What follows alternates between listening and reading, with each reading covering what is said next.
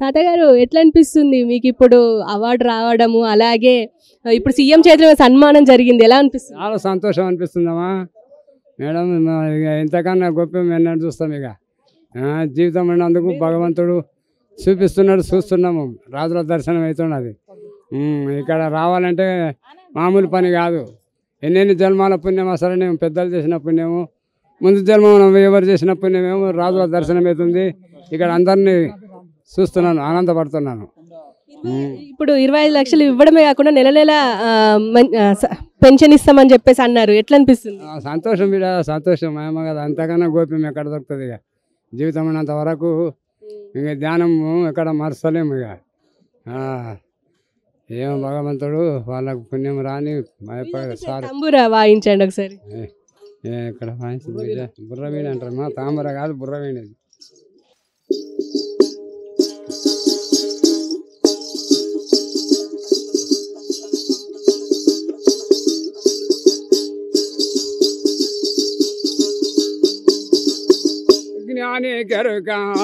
జ్ఞాని గరుక సుజ్ఞానుల మరుగు జ్ఞాని గరుక.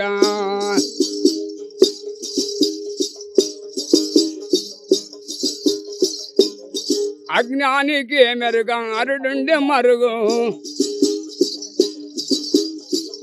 జ్ఞాని గరుక సుజ్ఞానుల మరుగు జ్ఞాని గరుక.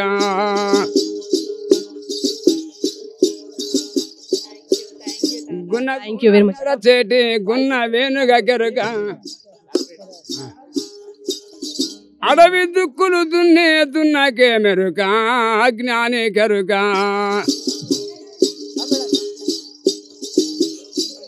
జ్ఞాని గరుక సుజ్ఞానుల మరుగు జ్ఞాని గరుక. జయ Sriram. Thank you very much. నా పేరు టమ్టమ్ జాంగీర్. మేము హోలియాదాసర్ సంక్షేమ సంఘం స్టేట్ ప్రెసిడెంట్గా పనిచేస్తున్నాను. మా జాతిముత్యానికి వాళ్ళ మా జాతిరత్నానికి పద్మశ్రీ అవార్డు రావడం మేము నిజంగా భారతదేశంలోనే మొట్టమొదటిసారిగా మా జాతికి రావడము మేము గర్వించుతున్నాము. కేంద్ర ప్రభుత్వానికి ఇక్కడ రాష్ట్ర ప్రభుత్వానికి నేను అభినందనలు తెలియజేస్తున్నాను. ఎందుకంటే మా జాతిలో ఇప్పటివరకు ఎంతోమంది కళాకారులు ఉన్నారు, కానీ ఎవ్వరికి ఇప్పటివరకు ఏ ప్రభుత్వం మాకు ఆశించిన ఫలంగా ఇవ్వలేదు. కాబట్టి ఈ ప్రభుత్వము తనకు 25 లక్షల రూపాయలు గిఫ్ట్గా ఇవ్వడం జరిగింది. నెల నెలగిన ఒక 25,000 రూపాయలు ఇవ్వడం జరుగుతుంది. కాబట్టి సంతోషం. ఎందుకంటే నిరుపేద కుటుంబంలో పుట్టిన తను ఇప్పటికీ పూరు గుడిసెలోనే తన నివాసం గడుపుతున్నాడు. తనకు కొడుకు ఒక కూతురు ఉన్నారు, కానీ వాళ్ళకి ఎవరికైనా పూర్తిగా ఇల్లు లేదు. కాబట్టి ప్రభుత్వానికి ధన్యవాదాలు తెలియజేస్తున్నాను. ఇంకా కేంద్ర ప్రభుత్వం తనకు ఇంకా ఎక్కువ అంటే దాదాపు ₹1 కోటి ఇవ్వాలని మేము మా హోలియాదాసర్ సంక్షేమ సంఘం తెలియజేస్తున్నాను. తర్వాత మళ్ళీ ఒకసారి ఏంటంటే తనకు స్వగృహమైన గృహం మాత్రం హైదరాబాద్లోనే కట్టియాలని అనుకుంటున్నాము. కాబట్టి వాళ్ళ కుటుంబానికి ప్రభుత్వాలు ఆదుకోవాలని మా హోలియాదాసర్ సంక్షేమ సంఘం తరఫున నేను ప్రాధాయపడుతున్నాను. Thank you. అట్లనే ఇప్పుడు చిరంజీవి గారికి ఇప్పుడు 2వ అవార్డు, మళ్ళీ వెంకయ్యనాయుడు గారికి ఇప్పుడు లేట్ అవార్డు అంటున్నారు. ఎలా అనిపిస్తుందండి ఇప్పుడు అవార్డ్స్ ఇలా ఇంత పెద్ద ప్రోగ్రామ్ ఏర్పాటు చేసి మరి అందరికి సన్మానం చేయడం ఎట్లా అనిపిస్తుంది? చాలా హ్యాపీగా అనిపిస్తుంది. ఎందుకంటే రేవంత్ రెడ్డి గారు వచ్చిన నుంచి ఎందుకంటే ఎవరినైనా గుర్తుపట్టి కనీసం ఇటువంటి వాళ్ళని తీసుకొచ్చి తెర మీదకి తీసుకొస్తుండు. కంగ్రాచులేషన్ రేవంత్ రెడ్డి గారు.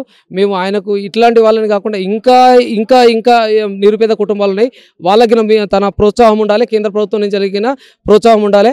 చిరంజీవి గారికి వచ్చినంత మాత్రాన్ని కాదు, మాకు నిరుపేద కుటుంబాలకు వచ్చింది చాలా హ్యాపీగా ఫీల్ అవుతున్నాం. నిరుపేద కుటుంబాలు కావాల్సింది, డెవలప్మెంట్ చేయాల్సింది ప్రభుత్వాలు, కాబట్టి మేము చాలా గర్వంగా ఫీల్ అవుతున్నాం.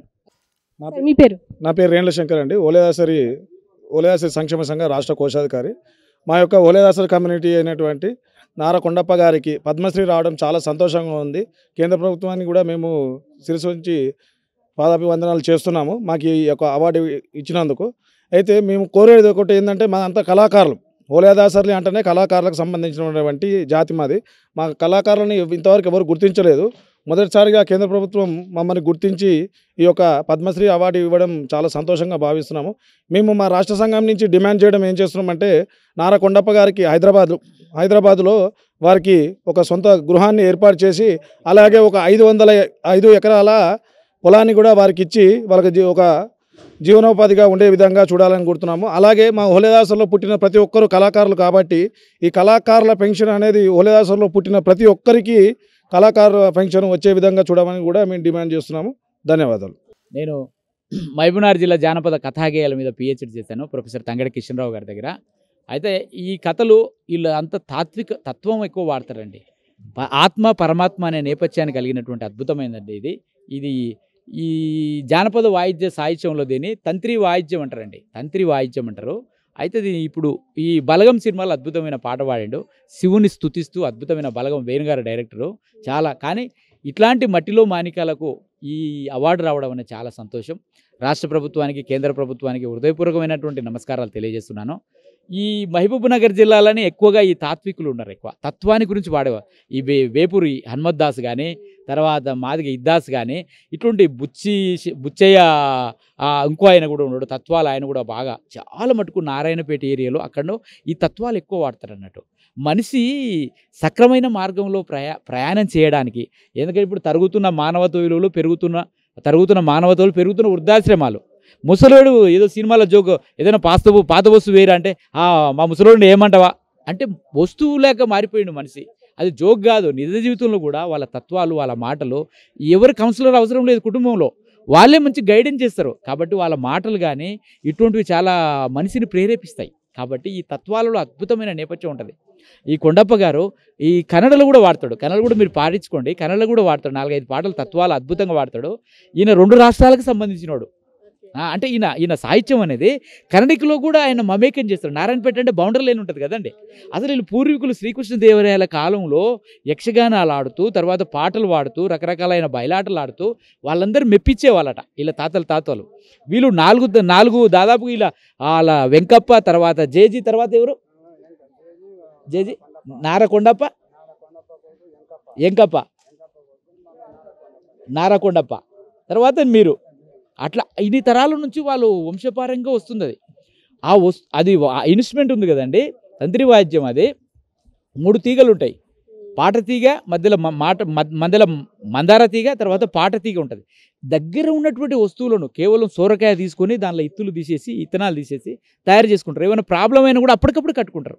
అదే పెద్ద శాస్త్రీయ వాయిద్యం వీణ ఉంది కదండి, దాన్ని చేయాలంటే చాలా కష్టమవుతుంది. అది శాస్త్రీయ నేపథ్యం ఉన్నటువంటి. కానీ శాస్త్రీయ సంగీతాన్ని కూడా జానపదుల సాహిత్యం నుండి వచ్చింది. అట్లా ఈ పాటలైనా ఏవైనా శ్రమైక జీవన సౌందర్యం నుంచి ఉద్భవించినాయి. మనసు పొంగినప్పుడు, గుండె చెదిరినప్పుడు పెదాలపై దొర్లుతాయి, పాటలై పరిమళిస్తాయి. ఏటిగట్లు, ఎలమందలు, ఆమని పిలుపులు, కోకిలల పాటలు, అటువంటి పాటలతో మమేకమైంది. మనిషిని ప్రశాంతపరచడానికే, మనిషి మానసికంగా ఉత్తేజపరచడానికే, మనిషిని విజ్ఞానం వైపు పయనించడానికి తాత్విక గేయాలంటారు. దీన్నే మార్మిక గేయాలంటారు. కాబట్టి ఇటువంటి ఈరోజు మాకు చాలా సంతోషం. రీసెర్చ్ స్కాలర్గా నేను చాలా గర్వపడుతున్నాను. పోయిన సంవత్సరం పద్మశ్రీ మొగలయ్య నేనే రీసెర్చ్ చేశాను. అంటే నేను అటువంటి వాళ్ళ మీద చేశాను రీసెర్చ్ పరంగా. భీమ్లా నాయక్ సినిమాలో పాట పాడించినప్పుడు మొగలే మన పవన్ కళ్యాణ్ గారు కూడా పిలిచి మాకు సన్మానం చేశాడు. చాలా సంతోషం. ఈరోజు ఇట్లా మట్టిలో మాణిక్యాలను వెలికితీస్తున్నటువంటి తెలంగాణ భాషా సాంస్కృతిక శాఖకు మరియు